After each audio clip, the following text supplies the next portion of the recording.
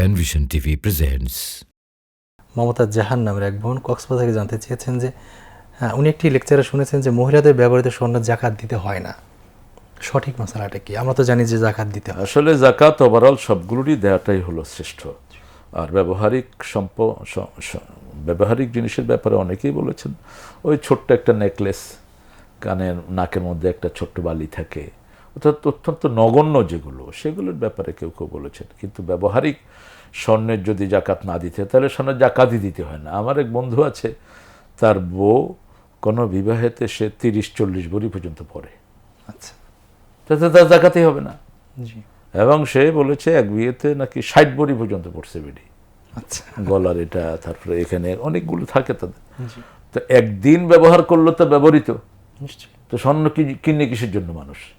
যেদিন সে প্রথম কিনলো সেই দিনই তো সে ব্যবহার করছে। টেস্ট করে তারপরে কিনেছে। জি, তো সেই জন্য তাহলে তার জাকাতই হবে না। এটা বলতে অনেকে বুঝিয়েছেন ওই যে সারা বছর যেটা আদাতান রাখে, ছোট্ট একটা নাকের বালি অথবা কানের মধ্যে ছোট্ট পাতলা দুটো জিনিস, চিকন একটা হার, সেটা হয়তো হতে পারে। তবে 7.5 ভরি বেশি হলে জাকাত দিতে হবে, অবশ্যই, একদম ফার্স। জাকাত না দিলে তিনি গুনাহগার হয়ে যাবেন।